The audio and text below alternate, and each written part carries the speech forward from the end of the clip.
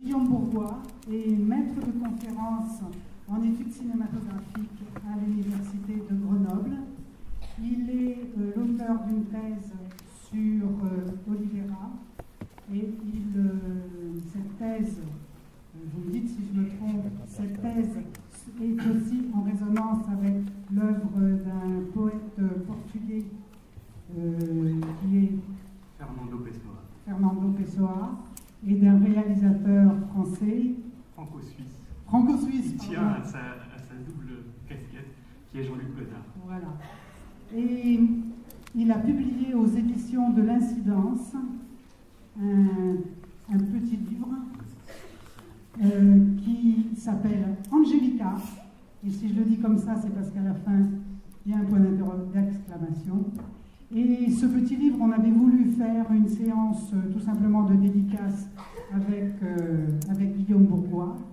Je pensais que c'était tout simple et ça s'est avéré tellement compliqué avec le 11 novembre, la poste qui ne livrait pas, le libraire qui voulait que si, que mi, que voilà. On n'a même pas un petit livre à vous montrer parce qu'il n'a pas amené ses exemplaires.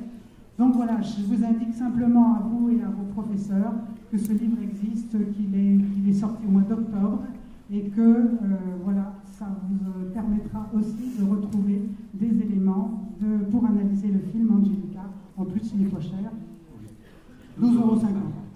Voilà, je vous ai tout dit et merci beaucoup à Guillaume Bourgois. Merci à vous.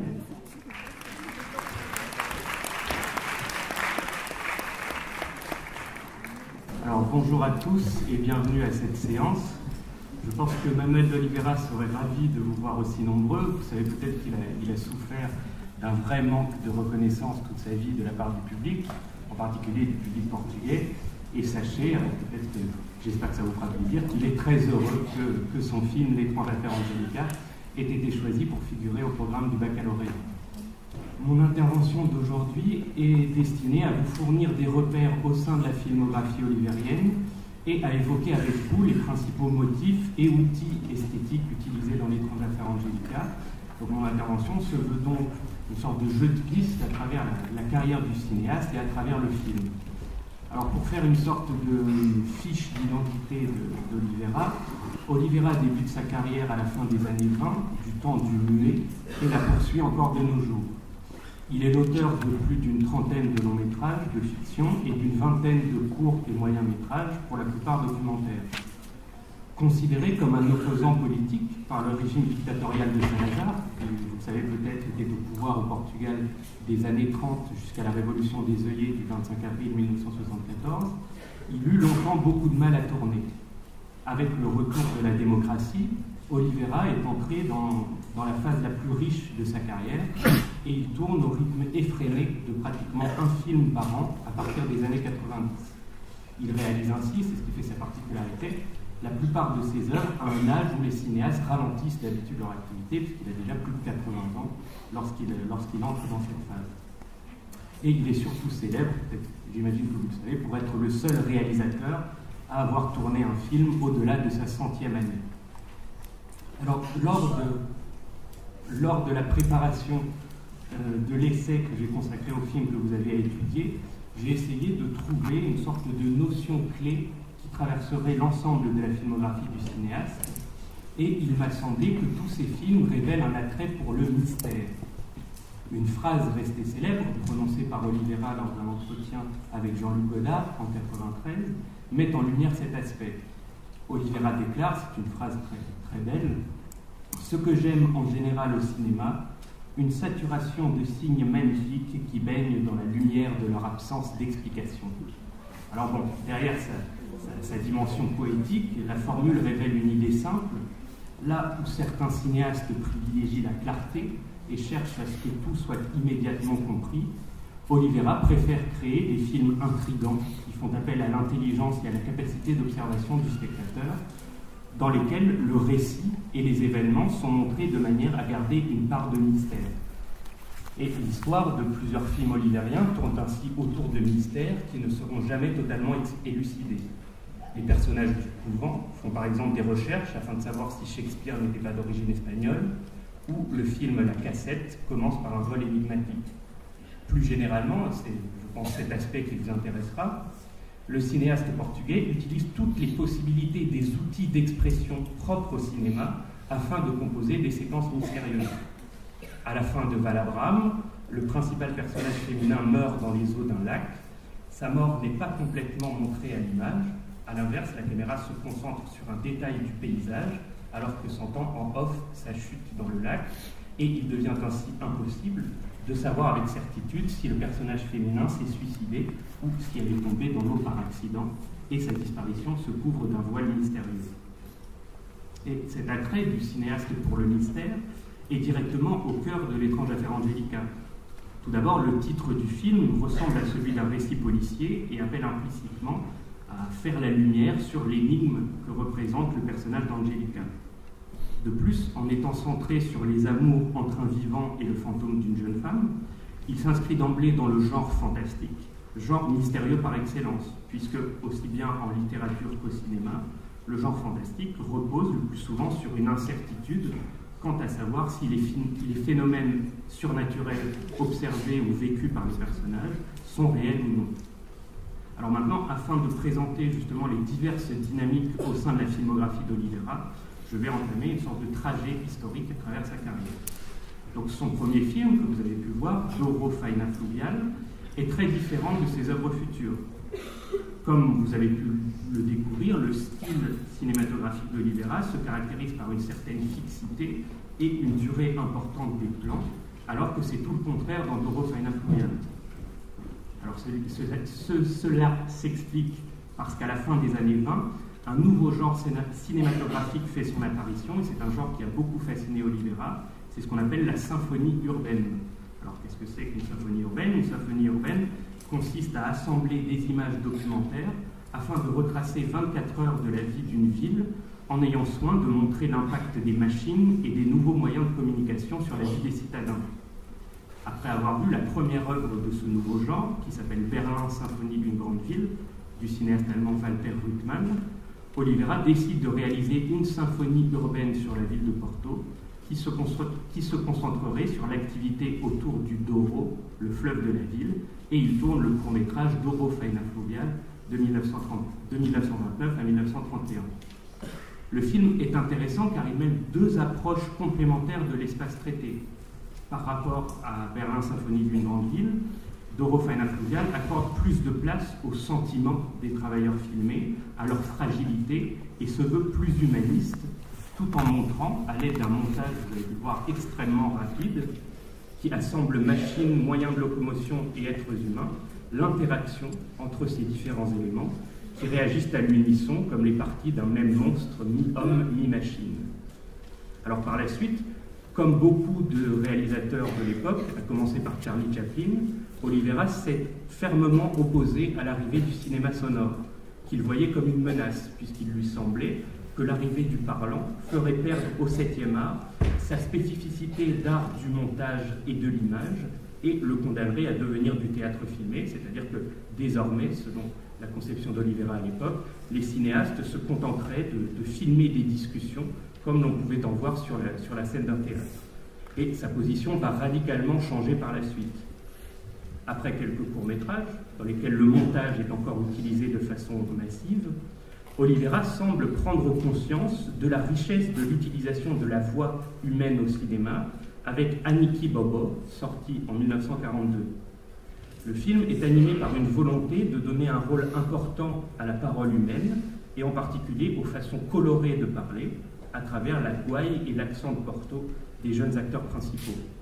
De plus, Aniki Bobo est un film au rythme plus lent que Doro Faina Fluvial et ses effets de montage tonitruants. Mais la véritable mutation du cinéma d'Olivera, au terme de laquelle il acquiert certaines de ses caractéristiques majeures, intervient en 1963 avec le film Actes du printemps. Le long métrage suit la représentation dans un village du nord du Portugal d'un ministère, c'est-à-dire d'une pièce écrite, d'une pièce médiévale sur la passion de Jésus-Christ qui a été écrite au XVIe siècle.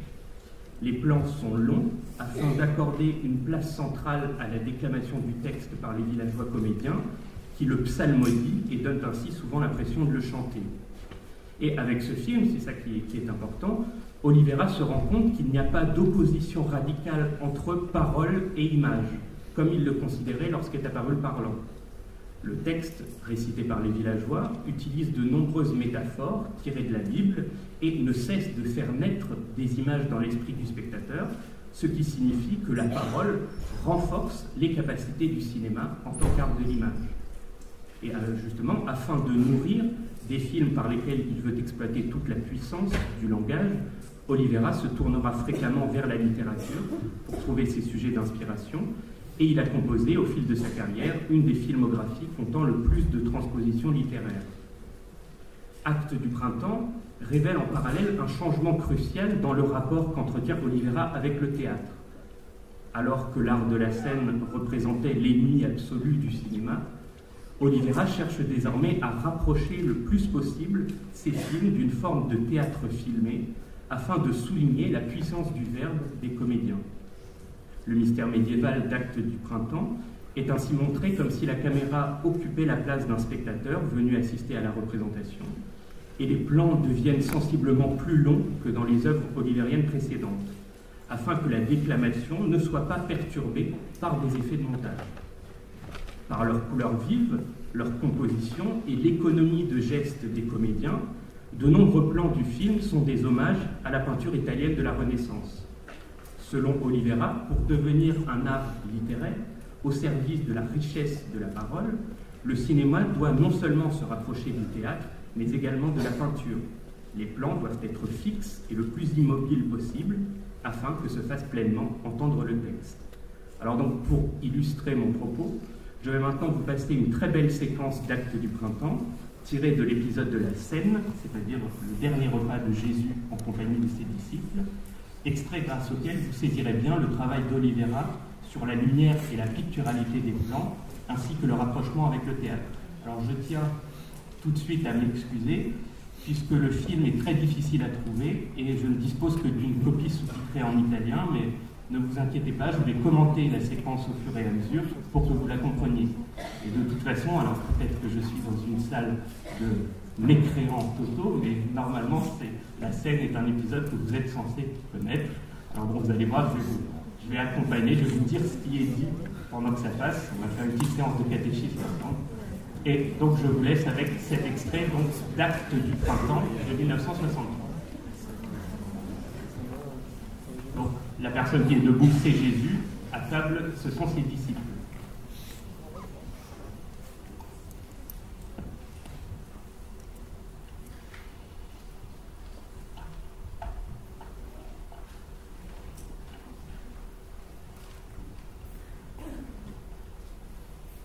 Jésus, prenez ceci est mon corps que je vous donne.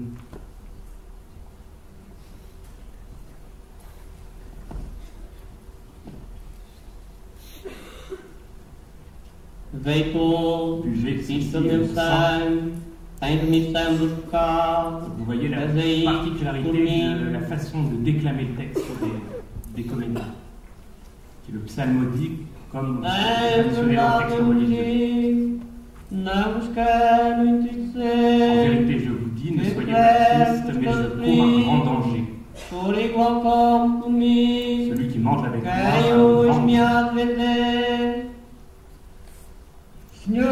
est-ce moi, Seigneur?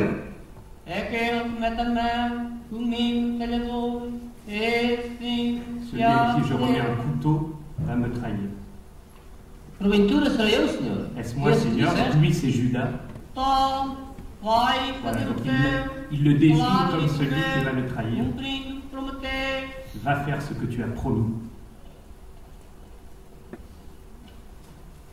Donc la arrivée de la Vierge Marie et de Marie-Madeleine.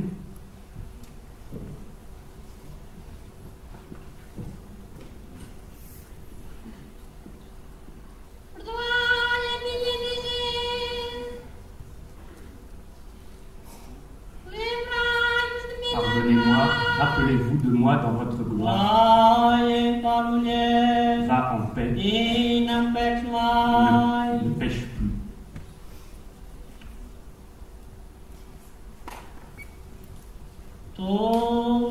Levez-vous tous, les enfants. Asseyez-vous. Je vais vous laver les pieds.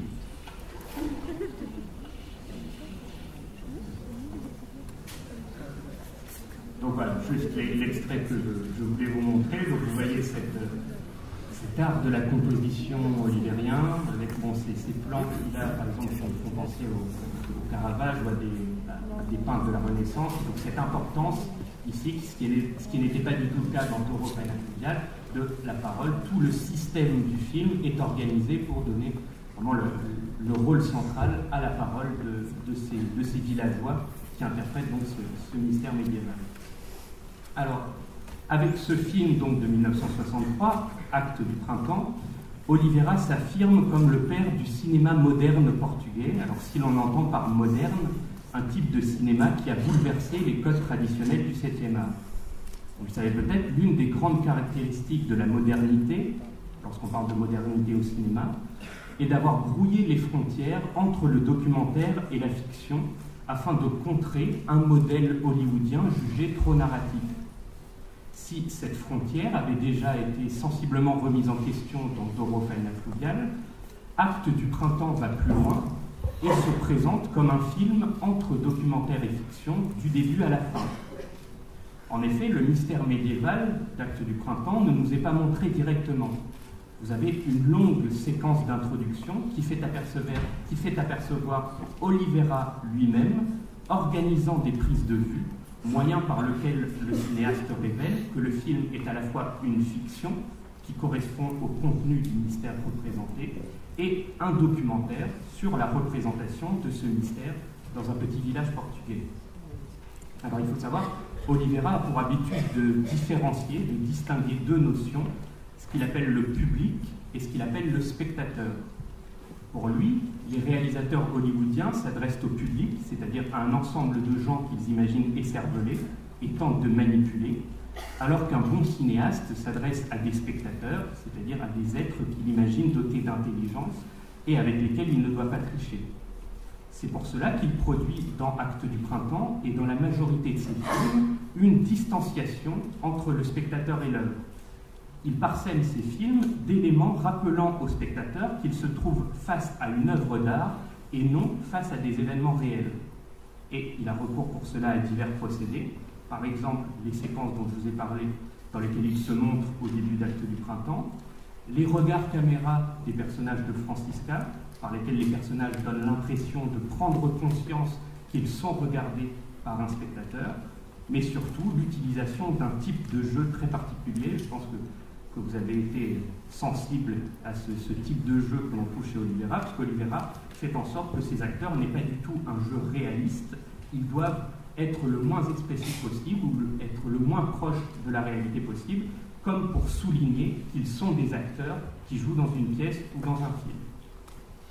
Alors ensuite, après avoir connu plusieurs années sans pouvoir tourner de long métrage, Oliveira réalise un cycle d'œuvres par lequel il affirme son style cinématographique, et c'est le cycle qu'il a lui-même intitulé La tétralogie des amours frustrés.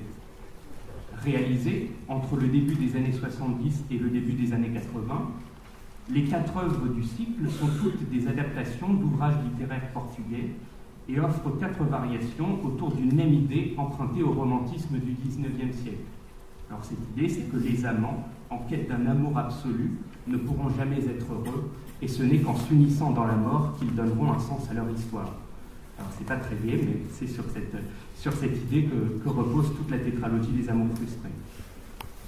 Et donc ces œuvres permettent également aux cinéastes de se faire connaître en Europe, puisque si le public portugais goûte ces films, les critiques français, en particulier l'influence Serge en tête, saluent leur originalité. Grand admirateur de la culture française, le réalisateur tournera d'ailleurs fréquemment en France et en français par la suite, et il réalise sa première œuvre dite française, Le soulier de satin, transposition de la pièce homonyme de Paul Claudel, en 86, soit directement après le cycle sur les amours frustrés. Et au fur et à mesure de la tétralogie, donc de ce cycle d'œuvres, Oliveira pousse de plus en plus loin la logique théâtrale mise en place dans Actes du printemps. Le montage se raréfie, les plans deviennent plus longs, la caméra s'apparente de façon de plus en plus claire au regard d'un spectateur dans une salle de spectacle. Le dernier film du cycle, Francisca et Le soulier de satin, réalisé juste après le cycle, sont à ce titre pratiquement uniquement composés de plans-séquences, c'est-à-dire de scènes filmées sans aucune coupure par le montage, et assimilent la plupart du temps les limites du cadre au bord d'un tableau. Dans ses œuvres, construites pour garder le texte le plus intact possible, Oliveira supprime le moins possible de passages des ouvrages adaptés, ce qui l'oblige à utiliser des formes fleuves. Alors vous savez peut-être que Amour de perdition de 78 dure 4h30 et Le soulier de satin près de 7 heures. Je pense qu'on aurait dû programmer ce film au bac, ça aurait été très original, mais bon, moi ayant fait dans mon travail de recherche, tout le monde se rappelle de façon traumatique de la première fois qu'il a vu ce film, mais bon, c'est un film très beau, mais voilà. Mais donc, moi, pourquoi je vous dis tout ça, c'est que la tétralogie des amours frustrés et Le soulier de satin constitue une première grande période dans la carrière d'Oliveira, caractérisée par l'apparition d'un certain style très théâtral, reposant sur des plans longs. Le milieu des années 80 marque le début d'une nouvelle période de la filmographie olivérienne. Il tourne de nombreux films entre le Portugal et la France et utilise souvent la même équipe, dont ses deux acteurs fétiches, Luis Miguel Sintra et Leonor Silveira, qui interprètent respectivement l'ingénieur et la mère d'Angélica dans L'étrange affaire Angélica. Les œuvres du cinéaste gardent certaines caractéristiques principales, en particulier les effets de distanciation, mais si les plans continuent à conserver une certaine longueur et une certaine théâtralité, le découpage est davantage utilisé à l'intérieur des scènes, ce qui rompt avec l'assimilation entre l'espace filmique et celui d'une scène de théâtre mise en place avec Actes du printemps.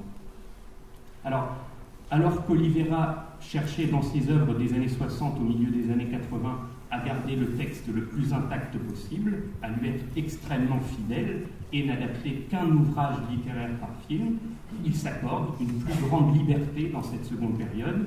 Il n'hésite pas à malmener la matière littéraire et il s'inspire souvent de plusieurs œuvres pour construire ses scénarios. Par ailleurs, afin de faire apparaître ce qu'un ouvrage écrit un ou plusieurs siècles auparavant permet de comprendre au sujet de la société contemporaine, Oliveira adapte plusieurs classiques de la littérature en déplaçant l'époque de leurs intrigues. Les films Val Abraham, inspiré de Madame Bovary de Flaubert, Le Couvent, librement adapté des Faustes de Goethe, et La Lettre, transposée de La Princesse de Clèves de Madame de Lafayette, se déroulent ainsi à la fin du XXe siècle. Dans les années 90, deux nouvelles tendances font leur apparition dans la filmographie olivérienne. Vous avez des films historiques et des films autobiographiques. Féru d'histoire et très intéressé par la politique, Oliveira s'interroge dans plusieurs œuvres sur le passé du Portugal et s'inscrit contre une certaine vision idéalisée et nationaliste. Et son film historique le plus connu, que vous avez vu, Non ou la vaine gloire de Condé, résume bien la particularité de sa position, puisque, comme vous avez pu le voir, contrairement aux grandes fresques sur l'histoire d'un pays, le film retrace le passé de la nation portugaise uniquement à travers ses défaites militaires. Et pour Oliveira, ces moments de défaite sont plus intéressants que les victoires, car ils ont poussé les Portugais à s'interroger sur leur identité et sur leur destin en tant que nation. Alors, parallèlement, Oliveira décide de dévoiler des éléments de sa vie dans ses films. Dans Voyage au début du monde, Marcello Mastroianni joue un cinéaste prénommé Manuel qui évoque plusieurs moments de la vie d'Oliveira, et Porto de mon enfance est tout entier centré sur plusieurs souvenirs du cinéaste, datant du temps où il était enfant ou jeune adulte et vivait à Porto. De plus, alors là c'est vraiment c'est comme la plupart des cinéastes, vous allez me dire, mais Oliveira fait référence à des éléments de sa vie de manière plus indirecte.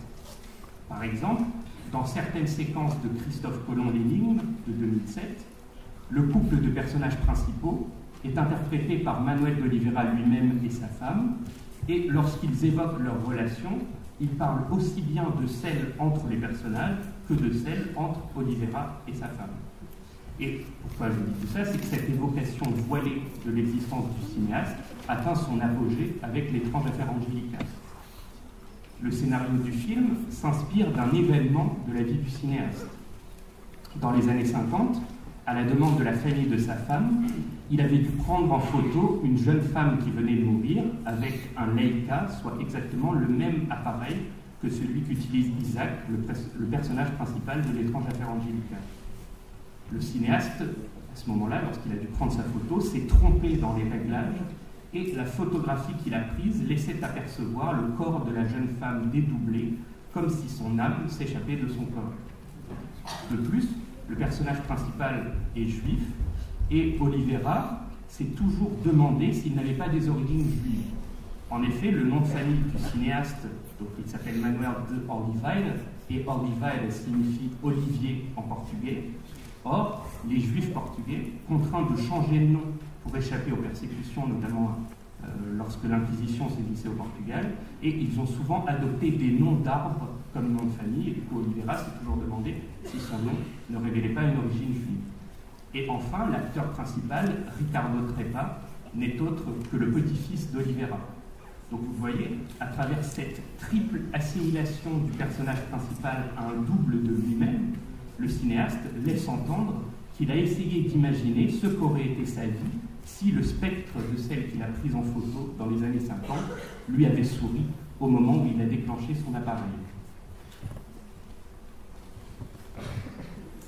Alors, afin de bien saisir les enjeux de L'étrange affaire Angelica, il est nécessaire de se pencher également sur Singularité d'une jeune fille blonde, sortie l'année précédente, car les deux films forment clairement un diptyque. Tout d'abord, vous avez pu le voir, les films se ressemblent en ce qu'ils sont tirés de scénarios écrits par Oliveira des années auparavant. L'histoire d'amour principale de L'étrange affaire Angelica avait été imaginée par le cinéaste quelque temps après qu'il ait pris la photographie de la jeune disparue, et les scènes dans les vignes rappellent le documentaire sur le travail des ouvriers agricoles qu'Oliveira avait voulu tourner dans les années 30. De plus, bien qu'il se présente officiellement comme l'adaptation d'un conte de l'auteur portugais S. Queiroz, Singularité d'une jeune fille blonde reprend de nombreux éléments d'un script rédigé par Oliveira à la fin des années 70. Et c'est intéressant puisque l'atmosphère des films en est marquée. Quelques éléments, vous avez vu, inscrivent le récit dans une époque contemporaine. Vous avez plusieurs références à la crise financière actuelle, la présence d'ordinateurs ou de voitures modernes, mais le spectateur ne cesse d'avoir l'impression que les scènes se déroulent il y a plusieurs décennies, ce qui apporte au film une atemporalité étonnante par laquelle ils échappent au réalisme. Alors les deux œuvres partagent un même thème, celui de l'amour fou. L'amour fou est une forme d'amour absolu au nom duquel les amants sont prêts à braver tous les interdits et les conventions sociales. Dans Singularité d'une jeune fille blonde, Macario se rebelle contre un oncle qui l'empêche de s'unir à celle qu'il aime. Dans L'étrange affaire Angelica, l'amour d'Isaac pour un spectre va à l'encontre de la frontière entre les vivants et les morts qui définit traditionnellement la société humaine, ce qui pousse, comme vous avez pu le voir, les autres personnages à considérer qu'Isaac est devenu fou. Et donc, Singularité d'une jeune fille blonde et L'étrange affaire Angelica présentent de nombreuses similitudes. L'acteur principal est le même, et les deux films font entendre des extraits de poésie déclamés face caméra. Les deux œuvres se rejoignent surtout dans leur traitement de l'espace. Dans les deux films, je pense que vous y avez été sensible, le personnage principal tombe amoureux d'une femme qu'il voit apparaître à sa fenêtre, celle de son bureau pour Macario, celle de sa chambre pour Isaac. Le bureau et la chambre sont organisés de la même façon et montrés en utilisant exactement les mêmes outils. Et Oliveira va jusqu'à faire réaliser à Macario et Isaac les mêmes gestes, comme celui que vous avez vu de se pencher à la balustrade, ce qui oblige dans les deux cas à un plan en plongée pour laisser apercevoir ce qu'ils regardent. Et les deux espaces se ressemblent également d'un point de vue sonore, puisque se fait entendre à chaque fois le même son off provenant des véhicules qui circulent sous les fenêtres des personnages. Alors, avec ce diptyque sur l'amour fou, Oliveira renoue avec les thématiques et la disposition spatiale d'Amour de perdition, film qu'il a réalisé à la fin des années 70. proche de celle de Roméo et Juliette, l'intrigue d'amour de perdition, reposait sur la lutte d'un couple contre ses proches afin d'imposer son amour. Dans l'une des scènes les plus importantes, les deux amants tombaient amoureux en s'observant des fenêtres de leur chambre. Et ces séquences étaient montrées du point de vue du personnage masculin, et Olivera a calqué le traitement de l'espace du bureau de Macario et de la chambre d'Isaac sur celui de la pièce occupée par le personnage d'amour de perdition. Et le cinéaste cherche ainsi à jeter un pont entre deux époques de sa filmographie afin de révéler qu'il est resté fidèle à une certaine idée romantique de l'amour, puisque Macario et Isaac ont une conception absolue du sentiment amoureux auquel ils sont capables de tout sacrifier. Bien qu'ils soient adultes, ils se comportent exactement avec la naïveté et la détermination du jeune homme de 18 ans d'amour de perdition. Alors je ne suis pas en train de dire que vous êtes tous extrêmement naïfs, mais en tout cas, on est plus naïf et plus déterminé, je pense, à 18 ans que lorsqu'on a l'âge des personnages de Singularité d'une jeune fille blonde et d'Étrange affaire Angélica. Mais alors, comme dans la plupart des œuvres romantiques, l'amour est dans les trois films une source d'emprisonnement. Plus le récit avance et plus les personnages sont enchaînés à celles qu'ils aiment. Les pièces desquelles ils observent les jeunes femmes qui font battre leur cœur évoquent à plusieurs niveaux des cellules de prison. Dans Singularité d'une jeune fille blonde, ceci est vrai de pratiquement toutes les pièces occupées par Macario, qui est logé dans des chambres de plus en plus spartiates en raison de ses problèmes financiers. Et au fur et à mesure du récit d'amour de perdition et de l'étrange affaire Angélica, apparaissent des plans montrant le personnage alors qu'une grille figure au premier plan. Et dans Angélica fait bien apparaître ce caractère progressif de l'amour d'Isaac à travers les scènes aux abords du cimetière. Vous avez pu voir peut-être qu'au début, la grille du cimetière est ouverte et les plans montrent Isaac directement. Par la suite, la grille étant fermée, les barreaux apparaissent au premier plan lorsqu'Isaac est à l'image.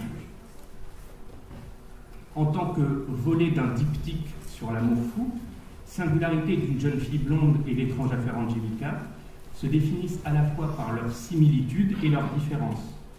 Dans le premier, Ricardo Treppa porte une barbe et une moustache, dans le second, il est rasé. Alors au-delà de cette dissimilitude quelque peu anecdotique, les personnages féminins sont totalement opposés. Celui du premier, donc la jeune fille blonde, est vivante et son prénom est très rarement prononcé. D'ailleurs, le titre la présente simplement comme une jeune fille blonde. Celui du second est morte et son prénom ne cesse d'être évoqué, y compris dans le titre. Elles subissent un trajet inverse. Plus les récits avancent, plus la jeune fille blonde est traitée comme un pantin mécanique sans vie. Vous avez vu, elle apparaît à sa fenêtre ou fait certains gestes lorsque retentissent des cloches off. Elle se comporte à la manière d'un élément d'une horloge à coucou. Et plus le spectre d'Angélica semble doté d'une vie et d'une envie de mouvement débordant. Parallèlement, les deux jeunes femmes ne sont pas associées au même type d'image. En se plaçant à sa fenêtre, dont les bords dessinent un cadre, la jeune fille blonde compose un tableau, alors qu'Angélica adresse des sourires à Isaac à travers une photographie. Plus généralement, la tonalité des récits est opposée.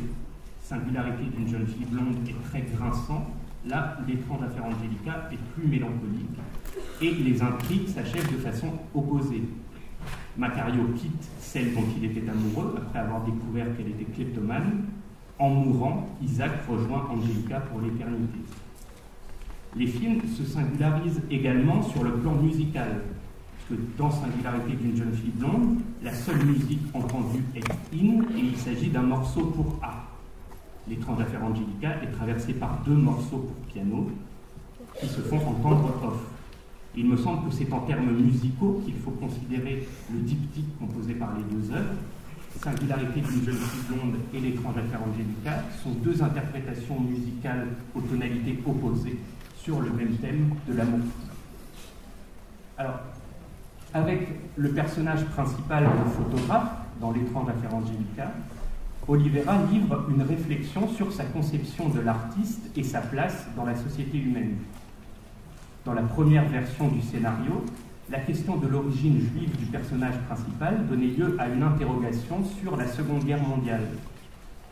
Réfugié au Portugal pour échapper aux persécutions nazies, Isaac se heurtait à l'antisémitisme latent des habitants de la ville au cœur du récit. Le cinéaste a délibérément supprimé ses références à la Shoah et à la Seconde Guerre mondiale afin de livrer un message plus général sur le rôle de l'artiste au sein de la communauté humaine. Donc vous vous en rappelez peut-être, il est dit dès les premières minutes que le personnage est séfarade, c'est-à-dire juif portugais. Isaac est victime au long du film de l'intolérance religieuse de ceux qui l'entourent, qui affirment violemment leur catholicisme. La sœur d'Angelica semble révulsée lorsqu'elle apprend que celui qui s'apprête à prendre en photo la disparue se prénomme Isaac, prénom qui révèle une origine séfarade, et s'empresse de déclarer, vous avez vu, en signe de défi, qu'elle a choisi de se faire appeler Marie des douleurs lorsqu'elle est entrée dans les ordres. C'est évidemment un nom par lequel elle se définit avant tout et clairement comme catholique. De même, bien qu'elle témoigne beaucoup d'affection envers le personnage principal, la logeuse Dona Justine recouvre le corps d'Isaac d'un crucifix à la fin du film, comme pour nier la judéité du personnage principal. La séquence à l'église, lorsqu'est célébrée une cérémonie à la mémoire d'Angelica, montre que le personnage principal évolue dans un milieu hostile.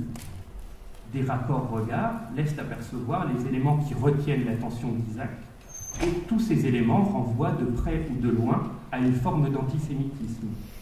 Un tableau représente l'ascension de Jésus, la divinité de Jésus est précisément ce que refuse le peuple juif, et une statuette représente Saint Isidore, connu pour être l'un des instigateurs des persécutions contre les Juifs au VIe siècle de notre ère. La scène s'achève sur le départ d'Isaac au moment où débute la messe. Alors qu'il se dirige vers la sortie, ceux qui sont venus assister à la cérémonie se lèvent progressivement, donnant l'impression qu'ils s'indignent contre la présence du photographe dans l'enceinte de l'église.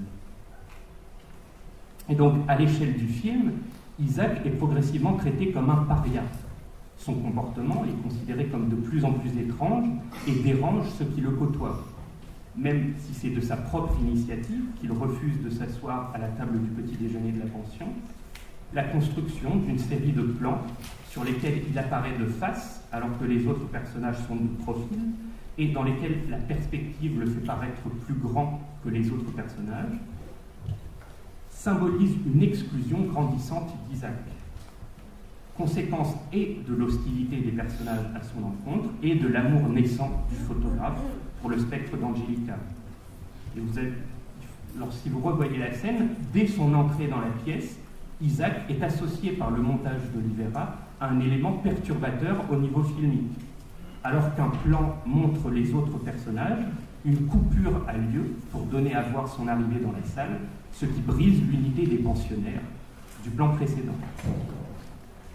Au lieu confiné, marqué par une antipathie croissante à son égard, la maison de la famille de la jeune disparue, l'église ou la pension, Isaac préfère les espaces en extérieur dans lesquels il n'a de cesse d'errer, les rues de la ville, les vignes où il prend en photo les travailleurs agricoles, les cieux où l'emmène le fantôme d'Angelica.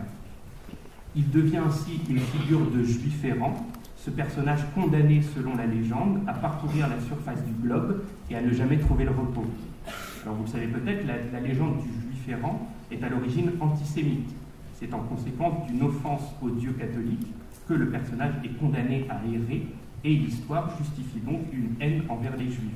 La symbolique est bien évidemment inversée dans le film, même s'il est parfois insaisissable et intriguant pour le spectateur. Isaac est pathétique dans son incapacité à se faire accepter par la communauté. Et donc, à travers Isaac, Olivera compose un portrait de l'artiste en juif errant et définit le créateur artistique comme un être profondément rebelle. Le personnage principal ne remplit absolument pas la mission qui lui est confiée.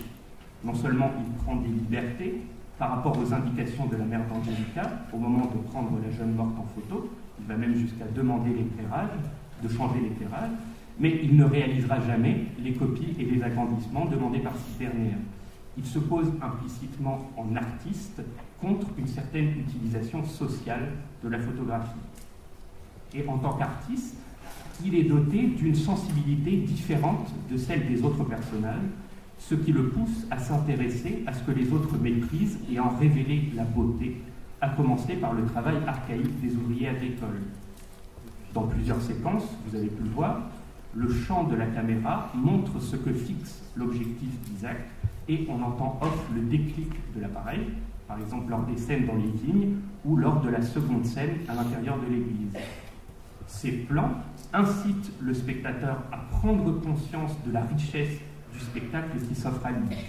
L'artiste est donc un juif errant, sa sensibilité le pousse à arpenter le monde, à découvrir la beauté là où d'autres ne voient que des éléments prosaïques, en espérant que certains spectateurs sauront y être sensibles. Alors, ces moments où le cadre du plan se confond avec celui de la photographie prise par l'appareil d'Isaac montrent bien qu'Olivera conçoit que cette mission de révéler la beauté du monde est commune aux photographes et aux cinéastes. Mais toutefois, et c'est là où Olivera est très fort, je trouve, il ne s'interdit pas de révéler la beauté spécifiquement cinématographique des lieux montrés. Alors, je m'explique. Les scènes dans les vignes sont marquées par des changements d'éclairage dus le plus souvent au passage d'un nuage. Ces changements dans la luminosité, la photographie ne peut pas les montrer, à moins de faire des clichés en rafale. Donc c'est seul le cinématographe, parce qu'il est un art de la durée, parce qu'il offre des séquences qui se déroulent dans le temps, peut les faire ressentir. Alors, dans le film, Isaac va être caractérisé par la particularité de son regard. Je vais maintenant vous passer 2 extraits qui permettent de comprendre cette idée. Le premier montre le moment où Isaac prend en photo Angelica, et le second, le début de la première séquence nocturne entre Isaac et le spectre de la jeune femme. Alors c'est parti pour les extraits, et après on reparle ensemble.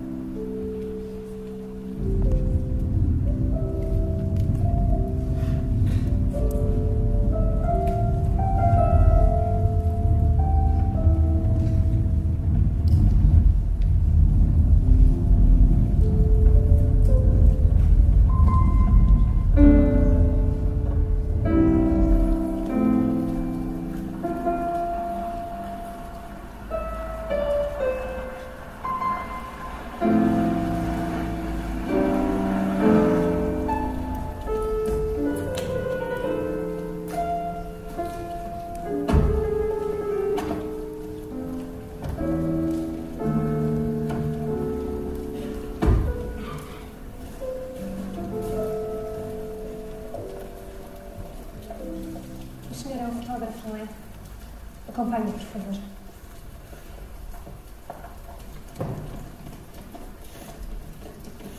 Foi a Angélica, sabe? Foi a Angélica. Uma desgraça. Acabámos de a vestir, ficou tão bem. Coitadinha. A mãe quer ficar com uma última recordação. Ainda estou muito triste.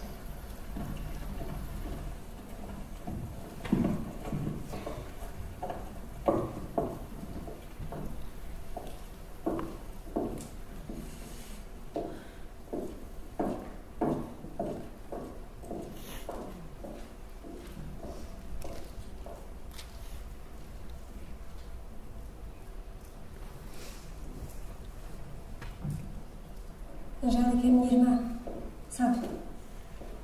Uma tristeza. Pobre Angélica. E ai de nós. Faça o favor de entrar.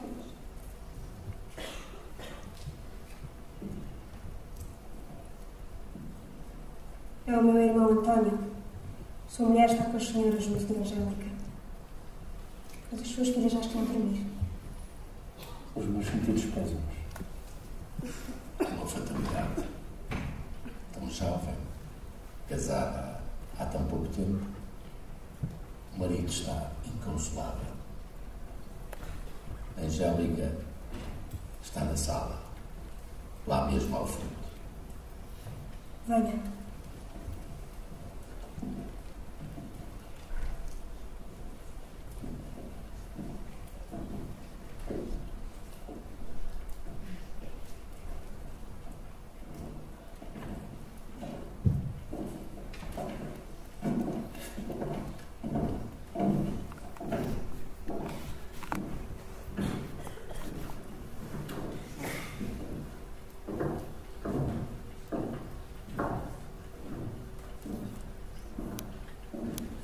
Coitado.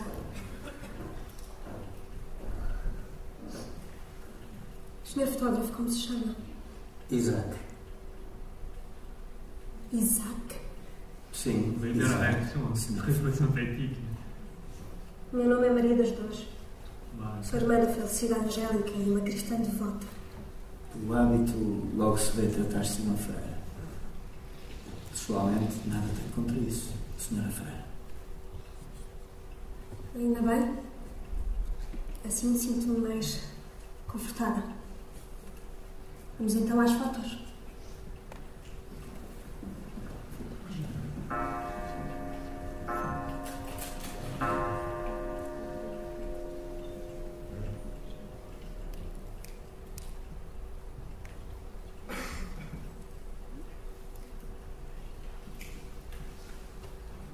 Ali está a minha irmã. E ao seu lado a nossa mãe a cuidar dela.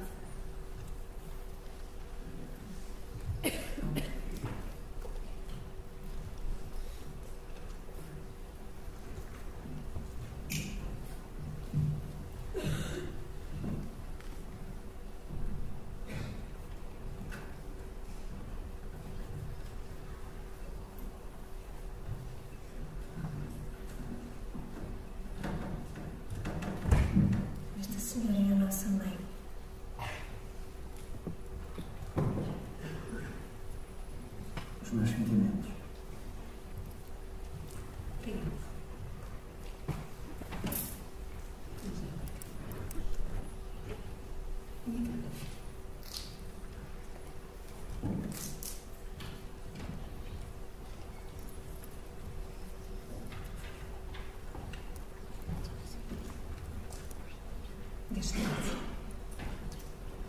Deste lado ficaria melhor. Veja, aqui parece melhor.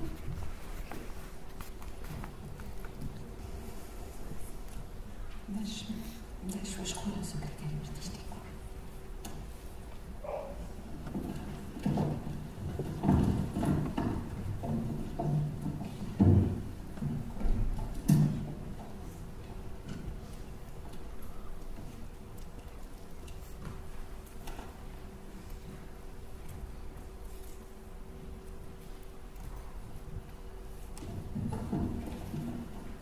Então já tirou foto? Não precisar de uma lâmpada mais forte. Vou já andar a buscar. É preciso uma lâmpada mais forte.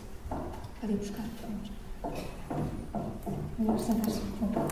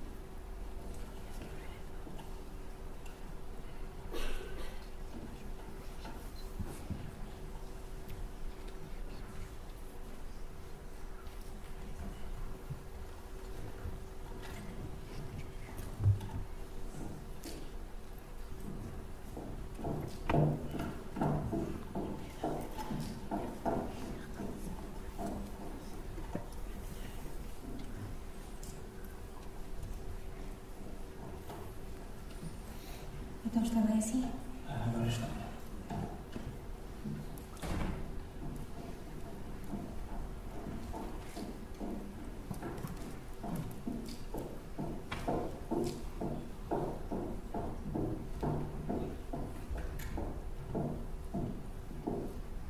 Vous avez vu le moment où il fait le point, on voit bien ce dédoublement qui rappelle la photo qu'avait prise Olivera dans les années 50, où il y avait justement le point qui n'avait pas été fait. Bon, voilà, qui se rappelle évidemment de cet événement de sa vie dans cette séquence.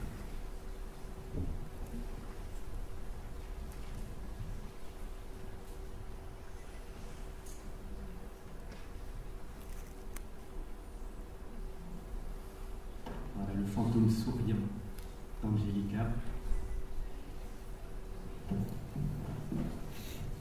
Então, já tirou a fotografia? Então, funciona? Sim, isto é, não. Quer dizer, ainda não. Estou à procura de melhor. Tá bom, nós esperamos aqui.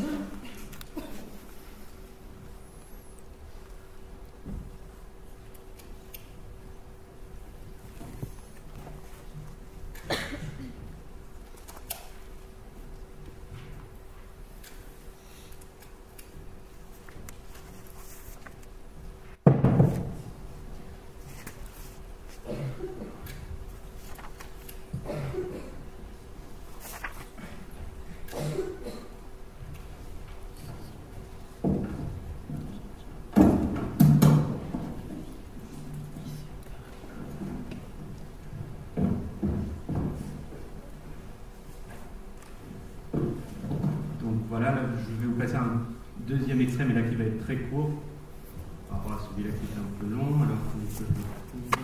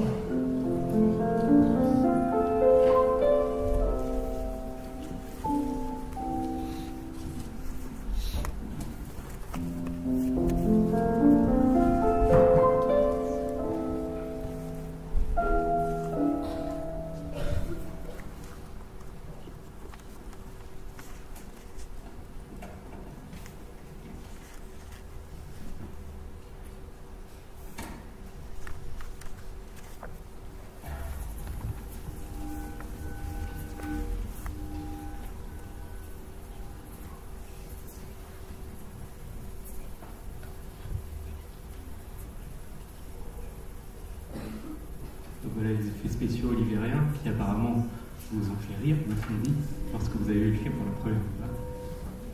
Alors, je trouve ça très beau.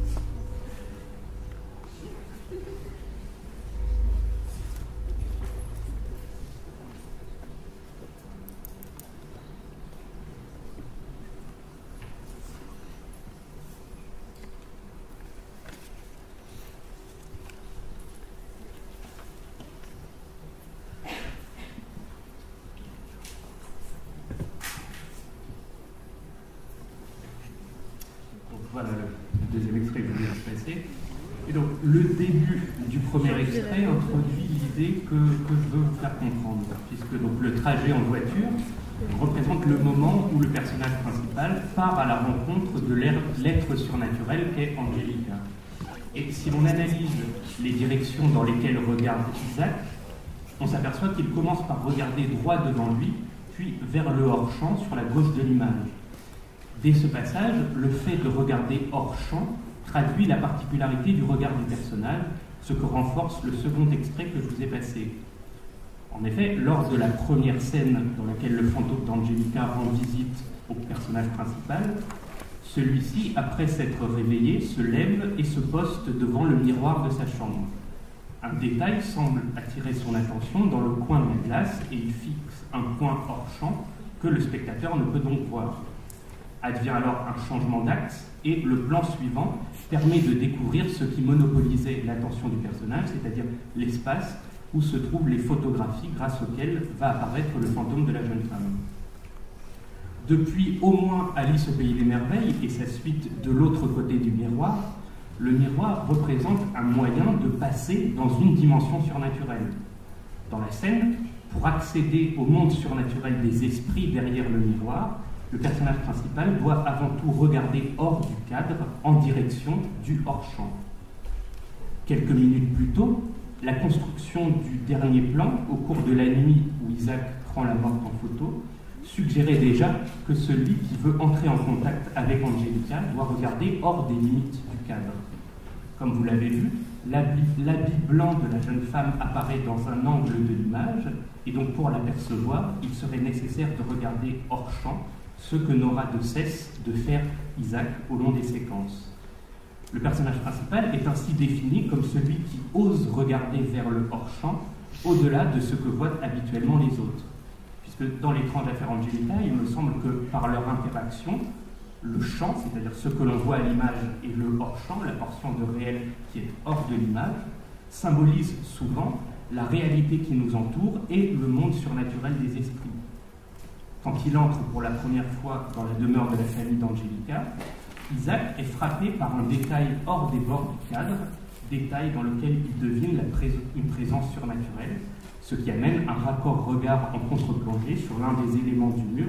Il s'agit d'un oiseau ornemental, et il s'oppose, Isaac, en cela à différents proches de la disparue que l'on découvre quelques secondes plus tard, dont la plupart des regards se concentrent sur des éléments internes au plan, ou dont on sait qu'il regarde Isaac pour ceux qui regardent hors champ.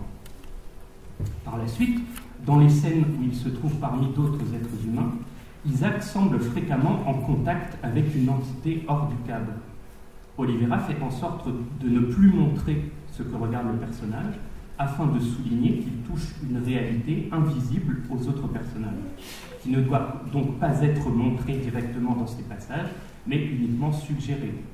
Par exemple, au moment où il rentre dans l'église, Isaac adresse un regard vers l'angle de l'image en direction d'un point qui n'apparaîtra pas à l'écran, ou plus tard, il ne cesse de regarder hors du cadre, à la table du petit déjeuner, ou lorsqu'il se trouve à proximité du cimetière.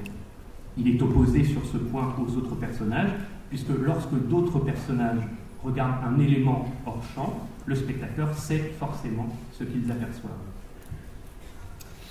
Pour comprendre le fonctionnement du film, et notamment ce travail sur le regard du personnage principal, il n'est pas inutile de se demander de quoi est morte Angelica. Et c'est là où commence justement le jeu de pistes, puisque l'on est amené à formuler des hypothèses. En raison du goût constant d'Oliveira pour le mystère, l'information n'est jamais donnée, mais plusieurs éléments font penser qu'elle se serait suicidée. Sa sœur souligne la rapidité de sa mort, ce qui exclut quelque peu la thèse de la mort à l'issue d'une maladie, et les discussions à la pension tentent à assimiler sa disparition à un affront fait à son mari, ce qui peut laisser croire qu'elle aurait choisi de mourir. Mais c'est surtout la scène nocturne du second extrait qui donne du poids à la thèse du suicide. Alors que le fantôme d'Angelica vole en compagnie d'Isaac, il passe au-dessus de la rivière et sort une fleur blanche des flots. Donc c'est ce que nous venons de voir.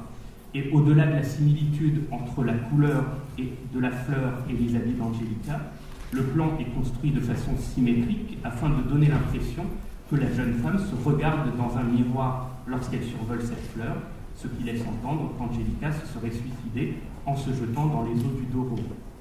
Et cette hypothèse du suicide d'Angelica permettrait d'expliquer l'attitude de ses proches qui cherchent à ce que les démarches accompagnant la mort de la jeune femme aillent le plus vite possible.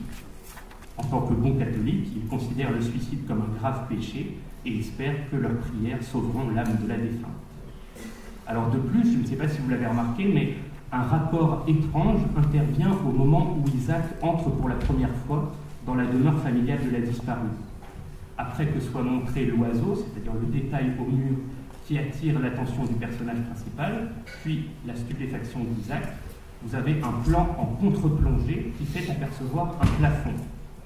Le plan suivant est centré sur les proches d'Angelica et on voit la sœur de la jeune femme qui se détourne d'un élément qu'elle contemplait hors champ.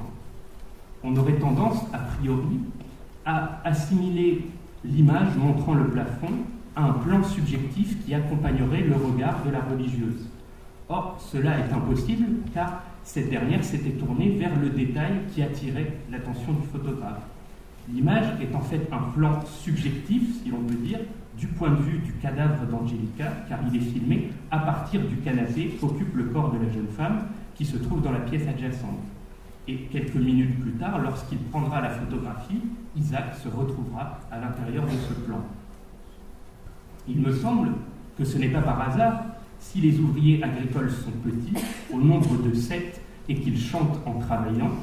Le film est traversé par la référence au conte Blanche-Neige et les 7 nains, et comme l'héroïne du conte, Angelica attend celui qui la réveillera de son sommeil éternel en la regardant de façon différente, vœu que réalise Isaac lorsqu'il contemple la jeune femme avec ses yeux d'artiste. Par ailleurs, l'une des grandes forces de l'étrange affaire Angelica et qui fait son originalité, c'est que le film inscrit de façon discrète une incertitude quant à savoir si les éléments montrés sont réels ou surnaturels, y compris dans des séquences a priori tout ce qu'il y a de plus réaliste. Dans le film, nombreux sont les éléments qui introduisent une idée de duplicité. Les espaces intérieurs sont souvent filmés en 2 temps. Vous avez un long champ, puis un long contre-champ qui viennent délimiter 2 zones opposées. Ceci est surtout vrai de la chambre d'Isaac, divisée par le cadrage en 2 faces contraires. Vous avez l'espace côté fenêtre, par lequel entre Angelica, c'est donc un espace associé à l'amour, et l'espace côté porte, par lequel entre Dona Justine, qui est donc rattaché aux contraintes matérielles et sociales. De même, les photographies prises par le personnage, qui sont affichées sur un fil de fer, possèdent 2 côtés, une face blanche et une image photographique, dont l'un ou l'autre apparaît à l'écran selon les cadrages. Et justement, ce motif du double, de la duplicité, inscrit pleinement l'étrange affaire Angelica dans le registre fantastique. Il faut savoir que dans un film fantastique, et c'est ce qui nous est dit dans l'étrange affaire Angelica, le réel possède 2 dimensions, la réalité qui nous entoure, purement matérielle, puis celle du monde des morts, échappant au matérialisme, que seuls quelques rares privilégiés peuvent contempler, à l'image d'Isaac, lors de ses voyages nocturnes. Dans l'une des scènes au petit matin, la lumière du jour fait apparaître en transparence l'image derrière la face blanche des photographies sur le fil. Et le moment, je pense, est symbolique de ce que cherche à accomplir l'œuvre d'Olivera. Il veut permettre à ces 2 dimensions, le monde matériel et le monde des morts, de communiquer et de mêler leurs traits jusqu'à peut-être que l'on ne puisse plus les différencier. Dans le prolongement de ces remarques, une question simple peut être posée pour analyser le film. Quels sont, dans le récit, les personnages qui sont vivants et quels sont ceux qui sont morts? La réponse paraît d'abord aisée. A priori, seule Angelica est morte. Son corps sans vie apparaît à l'écran et les séquences nocturnes déploient une série d'effets sonores et visuels destinés à montrer que c'est bien le fantôme de la jeune femme qui rend visite tous les soirs à Isaac. Un son assez inquiétant accompagne plusieurs de ses apparitions et pour l'une des premières fois de sa carrière, Olivera a utilisé des effets spéciaux inspirés des scènes à trucs de Georges Méliès. Alors, vous trouvez ça assez archaïque et pas très bien fait, mais bon, c'est une première pour Olivera qui utilise très peu d'effets spéciaux. Et donc, comme vous l'avez vu, vous avez le fantôme qui s'envole, son image qui est clairement incrustée dans les plans est soumise à plusieurs variations chromatiques, soulignant qu'elle n'appartient pas au monde des vivants. Son image est en noir et blanc, ou lorsqu'elle est en couleur, elle dégage une luminosité qui tranche radicalement avec l'obscurité ambiante. De plus, ces variations entre noir et blanc et couleur prouvent le passage d'Isaac entre les deux mondes. Au moment où l'image du personnage est en noir et blanc, cela veut dire qu'il se trouve chez les morts.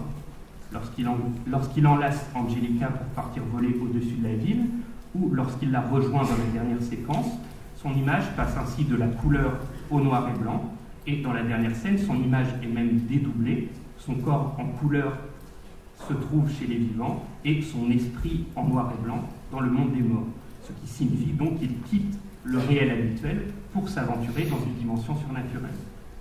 De même, dans le plan où il aperçoit le fantôme d'Angelica au plafond et le spectre du petit oiseau de la pension, si vous vous rappelez, l'image passe brutalement du noir et blanc à la couleur, afin de suggérer qu'il décrit le trajet inverse et revient en quelques secondes du monde des défunts. Efficace pour comprendre le fonctionnement des séquences nocturnes en tant que voyage au pays des morts, cette modélisation simple, selon laquelle il n'y aurait qu'un personnage de fantôme dans l'ensemble du film, est cependant remise en question par l'esthétique olivérienne. Au cours de l'une des scènes au petit matin, alors qu'Isaac se réveille en sursaut, on entend en off le bruit des travailleurs agricoles. Le bruit s'estompe progressivement. Étant donné que le photographe revient de l'un de ses trajets au pays des morts, ce montage sonore désigne les ouvriers agricoles comme des membres du monde surnaturel et suggère qu'ils sont en réalité des fantômes. Le même procédé est utilisé à la fin du film et tend à confirmer l'hypothèse. Après la mort du personnage principal, ceux qui se trouvent aux côtés de son corps, il s'agit du médecin, l'infirmière et Dona Jushkin, discutent. Le son de leur conversation est soudain coupé et les travailleurs des vignes entament off une chanson, jusqu'au noir final et au générique.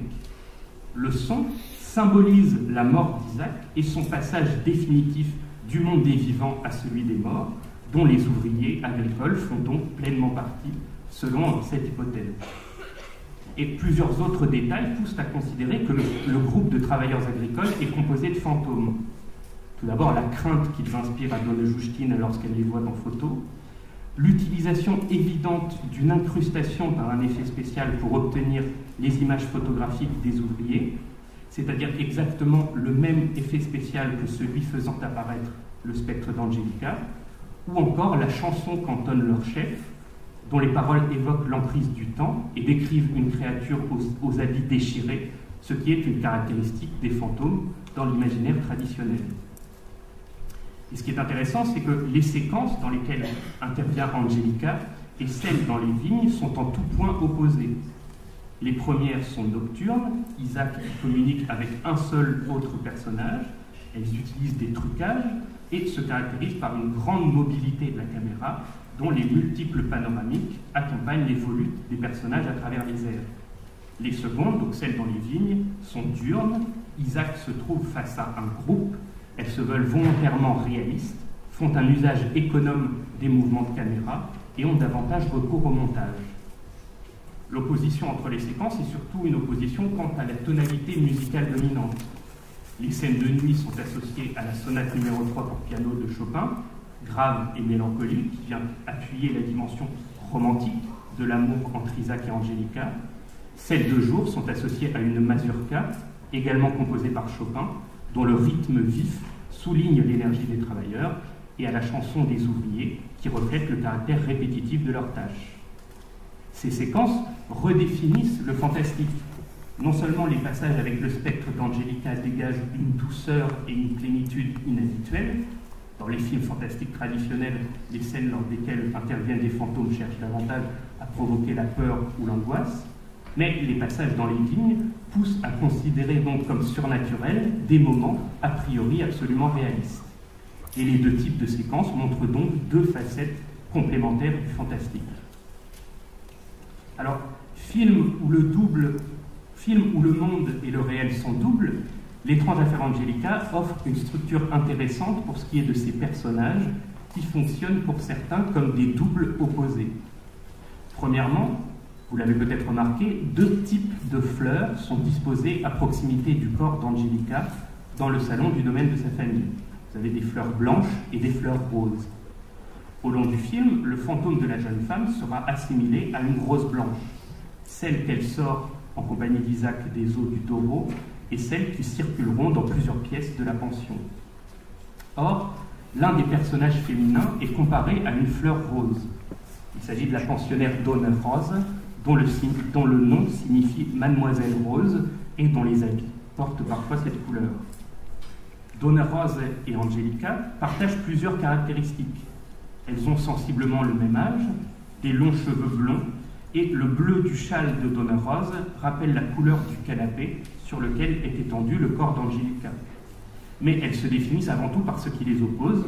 La première est vivante, a peur du surnaturel, entre en contact avec Isaac au rez-de-chaussée de la pension, et la plupart du temps immobile et parle beaucoup. La seconde est morte, se définit en tant que figure surnaturelle. Elle rend visite au personnage principal directement dans sa chambre au premier étage. Elle est souvent en mouvement et elle parle très peu. Face d'une même médaille, les deux figures féminines servent essentiellement à renforcer la vitalité du fantôme. Engoncée dans sa chaise et filmée exclusivement en plan fixe, Donna Rose semble déjà morte. Elle symbolise l'aspect mortifère d'une société étriquée, là où Angelica déborde de vie.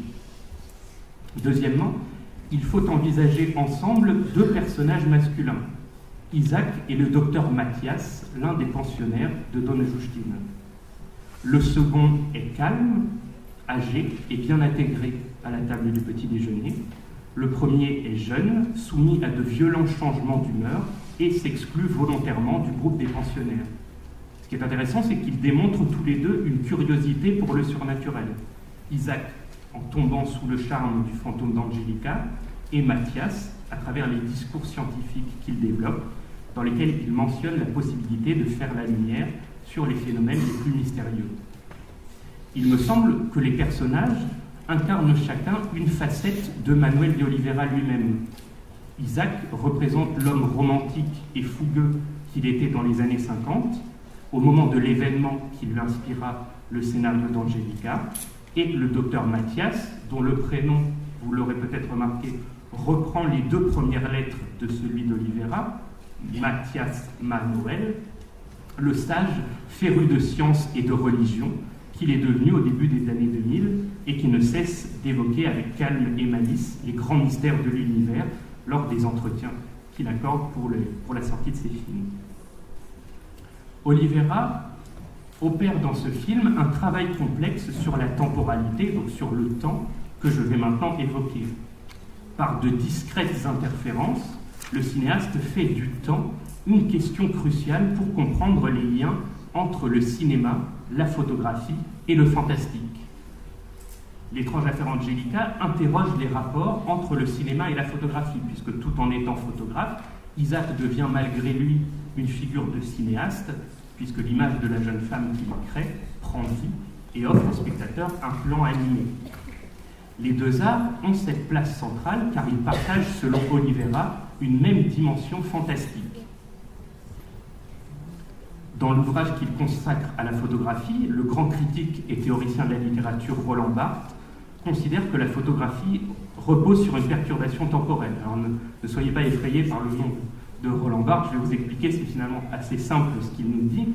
Il dit que toute image développée permet de faire renaître ce qui a été, un lieu, une personne ou un événement, c'est-à-dire que lorsque l'on regarde une photographie, on entre en contact avec un moment passé disparu, c'est-à-dire qu'on subit comme une sorte de hantise, il y a le fantôme d'un événement, d'une situation ou d'un lieu auquel nous pouvons avoir accès directement.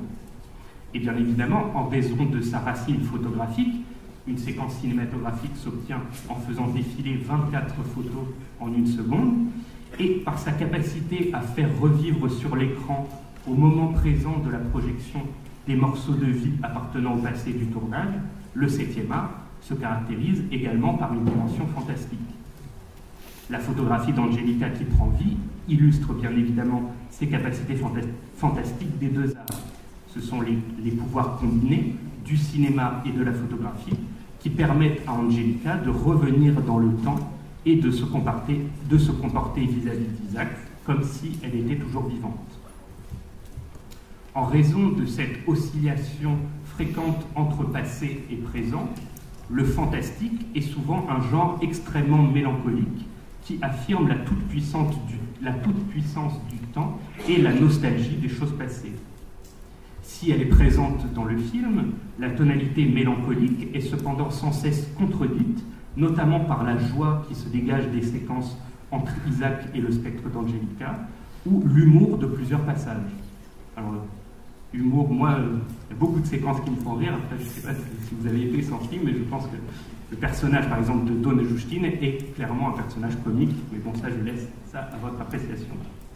Mais, donc, en conséquence de cette mélancolie tamisée, la temporalité de l'étrange affaire Angelica est beaucoup plus complexe qu'une simple rencontre nostalgique entre passé et présent, et le film multiplie les perturbations temporelles. Tout d'abord, les scènes avec les ouvriers agricoles raccordent mal entre elles. Les travailleurs sont définis par leur refus des techniques modernes. Mais la deuxième et la troisième fois que le personnage principal se rend auprès d'eux, ils ont chaque fois des outils plus performants, des accessoires mécaniques, puis un tracteur. Et donc, prises ensemble, les trois séquences dans les vignes donnent l'impression qu'un grand laps de temps s'écoule entre elles, suffisant pour que les travailleurs modernisent leur équipement, alors qu'elles se déroulent, ou du moins c'est ce que nous sommes censés imaginer, sur une durée de quelques jours. De même, plusieurs perturbations temporelles interviennent aux abords ou dans la maison de la famille d'Angelica. Lorsqu'il se rend au domaine pour apporter une première version de ses photographies, Isaac s'arrête devant la chapelle de la maison. Dans les plans où il est montré de dos puis de face, la chapelle et les vignes que l'on aperçoit derrière lui paraissent abandonnées, donnant l'impression que la séquence a brusquement fait un bond temporel en avant vers une époque où tous les habitants de la demeure seraient disparus. La perturbation temporelle de plus grande ampleur intervient cependant si l'on analyse la portion du film allant de la première séquence à l'église jusqu'au moment où Isaac remet les premières épreuves de ses photographies à la domestique du domaine des Portes. Alors c'est un passage que je vais vous montrer maintenant pour que nous le commentions ensemble. Alors je vous invite simplement à être extrêmement attentif à la couleur de la chemise d'Isaac au long de l'extrait que je vais vous montrer.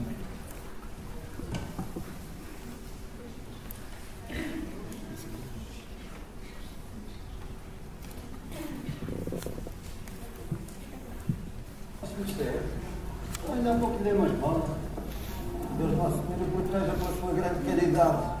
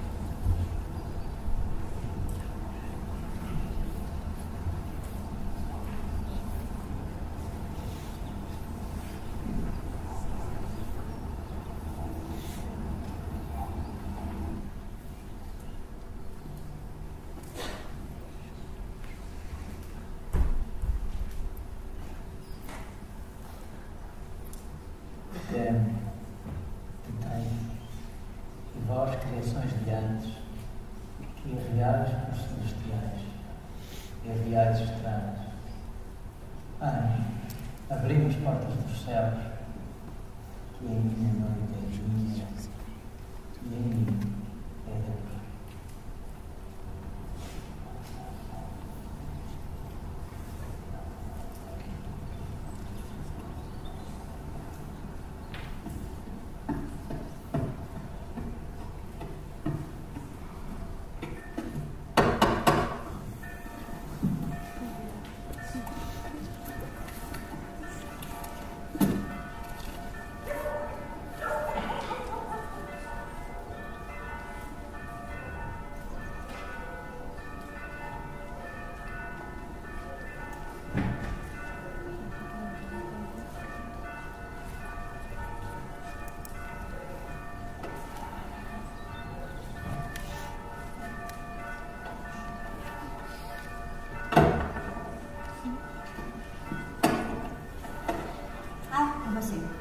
Venho trazer a prova das fotografias que a senhora me disse ter hoje.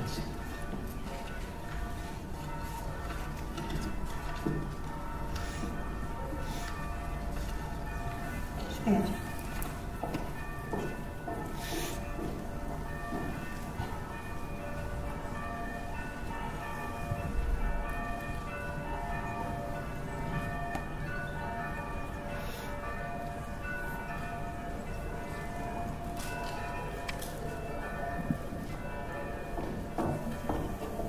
Muito bem, fica entregue.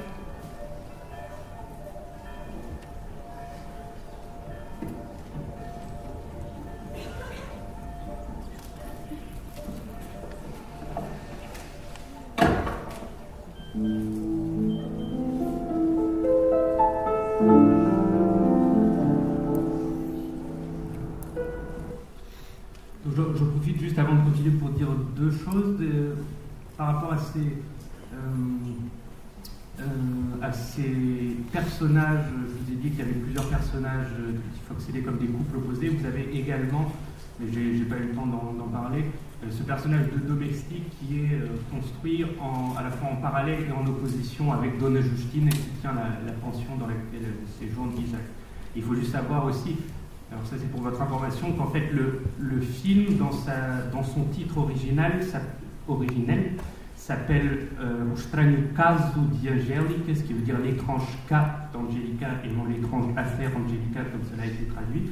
Et pourquoi je vous dis ça, c'est que l'étrange cas d'Angélica, c'est justement un titre qui reprend le titre du roman qui est une nouvelle que vous devez connaître, l'étrange cas du Dr Jekyll et de Mr Hyde. Et vous voyez bien par cette référence donc, à l'ouvrage de Stevenson dans le titre original du film, Oliveira convoque déjà cette idée de personnalité opposée, du coup de couple de personnages qui fonctionnent de façon inverse. Donc vous avez la domestique que l'on vient de voir et Dona Justine, Isaac Mathias et aussi donc Angélica et Dona Juana. Et aussi par rapport à cette idée du temps donc, sur laquelle de laquelle je vous parle maintenant, vous voyez aussi cette intervention à deux reprises, peut-être même non, je crois qu'elle a deux, du poème de quelqu'un qui s'appelle José Reggio, alors qui est très peu connu en France, mais qui est un poète portugais qui était l'ami d'Oliveira. Donc ce texte que récite le personnage, et vous voyez déjà que cette idée du temps est introduite rien que dans le texte du poème.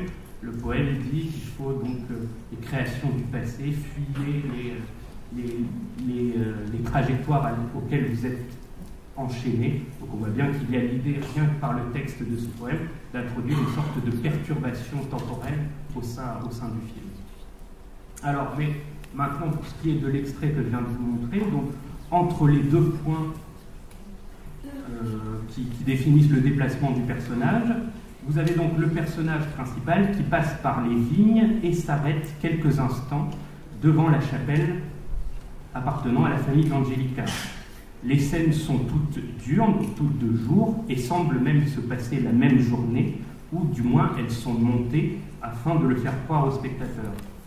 Cependant, un examen attentif révèle plusieurs faux raccords. Isaac change, vous l'avez peut-être vu, j'espère, puisque je vous ai dit de le remarquer, 2 fois de couleur de chemise. Dans la scène à l'église et aux abords des vignes, il porte une chemise blanche, puis il en porte une grise lorsqu'il avance dans les vignes et devant la chapelle. Enfin, sa chemise redevient blanche au moment où il commence à gravir les escaliers pour aller sonner à la porte de la maison. Ces faux raccords sont d'autant plus frappants qu'ils ont lieu entre deux plans qui ne sont séparés par aucune ellipse temporelle et qui sont donc censés se dérouler l'un juste après l'autre.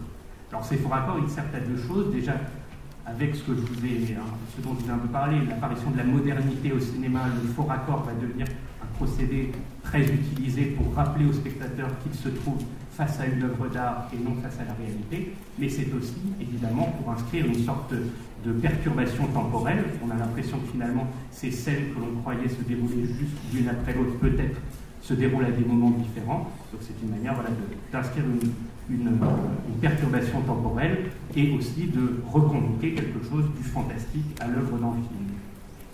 Alors, il me semble, j'ai bientôt fini, ne vous inquiétez pas, que L'étrange affaire Angelica constitue un extraordinaire outil de sensibilisation aux moyens d'expression cinématographique et en particulier à l'intensité sensible que peut produire un cadrage ou un plan. Isaac, vous l'avez vu, prend plusieurs photographies d'Angelica en faisant à chaque fois varier l'échelle et l'angle de prise de vue. Seule l'une des photographies prend vie, dans le viseur au moment où le personnage principal la prend, puis une fois accrochée sur le fil de sa chambre, c'est celle qui présente un gros plan de la jeune femme.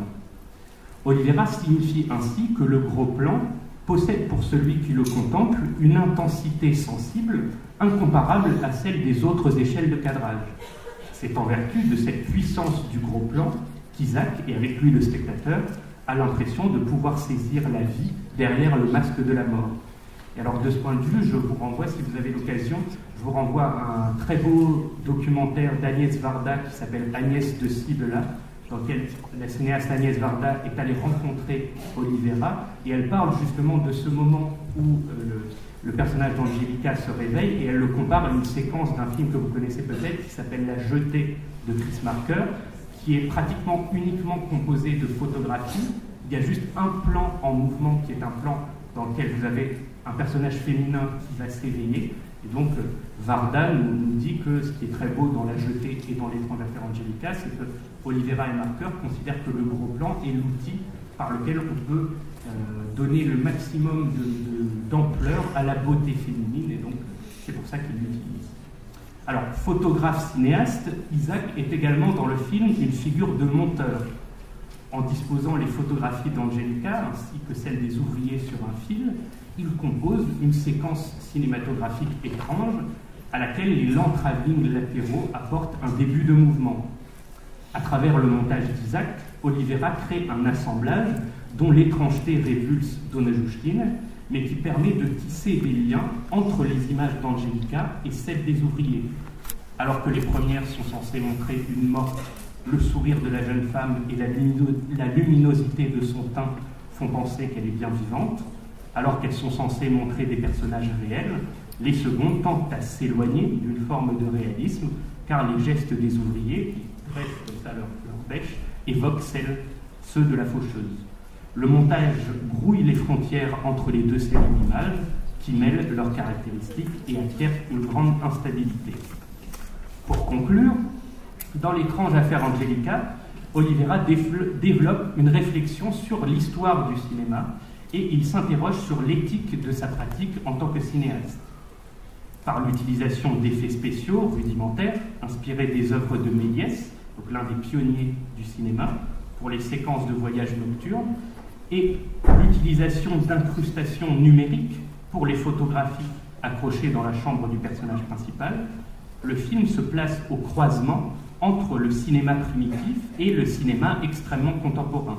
Alors c'est une pratique habituelle chez le cinéaste, ce qui fait dire à Jacques Parcy, que vous allez rencontrer cet après-midi, que les œuvres d'Olivera se situent, c'est son expression, en même temps au début du cinéma et à la fin.